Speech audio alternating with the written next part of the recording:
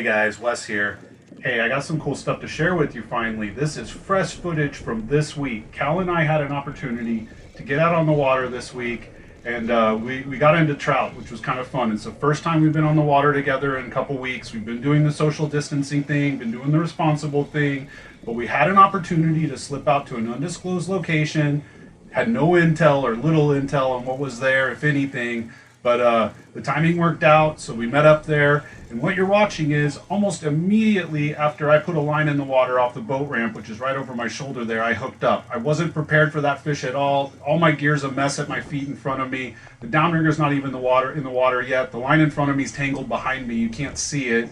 But I wasn't prepared, so I look a little out of place here, and that's because I was. I'm trying to paddle over to Cal, who happens to be across the lake, and this fish decides to jump on right away. But it leads to a question that we get quite often. How do you guys start at a place where you haven't been for a while? This is a scenario we're all going to encounter as we start to trickle back onto the water and things loosen up and we can go fishing again. So let's talk about that.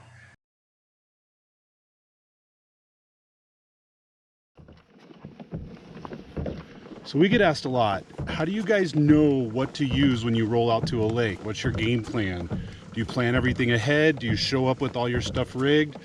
My answer is no, I don't.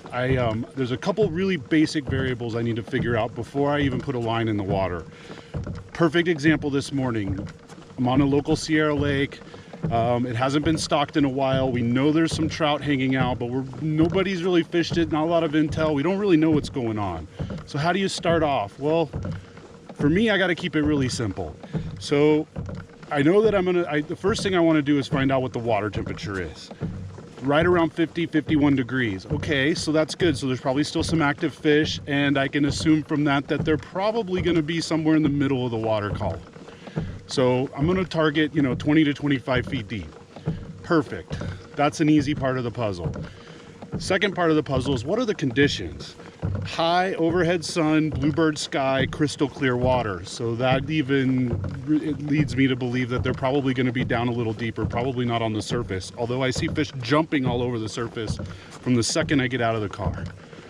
So the first thing I always go to is I want something that's versatile in speed and versatile in depth, because I want to get a line in the water right away, try to get some intel, and before I even start marking fish or really know where I'm going to target, I want something that's super versatile. So today, first line in the water, right off the boat ramp, as soon as I got into about 20 feet of water, I let out a mag lip. I chose a gold and an orange one today. Total guess. Didn't know if that was going to work or not, but it sounded like a good thing for the conditions. Wasn't super bright and flashy in this bright sun, but has enough flash and enough speed, or enough wiggle and action that I know that it's going to perform at any depth I run it at.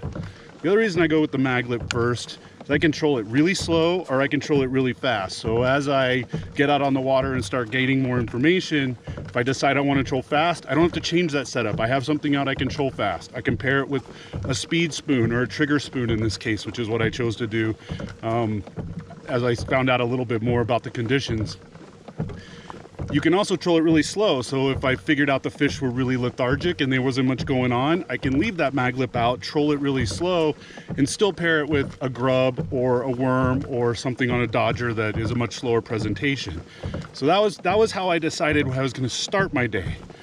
And it doesn't always work out this way, but for me today, less than 30 yards off the boat ramp, maybe 30 seconds after I put that mag lip in the water and let it out on a lead core line with 3 colors, so it's probably running about 20 feet deep, I was trolling 1.6, maybe 1.8 miles an hour. Boom, fish on immediately. Great, so that's awesome. Maybe a lucky guess, might be my only fish of the day, don't really know yet. But I do know that my color and speed presentation are working, and I know the size of the bait I chose was working. So I decided at that point I was going to rig a trigger spoon on my downrigger rod, drop it down a little bit shallower than the mag lip was running, and see what happened there. And before I got the first fish off, and before I even got my trigger spoon in the water, I had a second fish on the mag lip. Now I have a lot of information. I know my depth, I know my speed, and you're off to the races from there. And that pattern is held pretty good for an hour or so. And if it starts to fade off, then you can vary your speed or you can start to vary your color. But my game plan rolling out is honestly a somewhat educated lucky guess, and that's why I choose something versatile like the mag lip, and it's worked out for me today.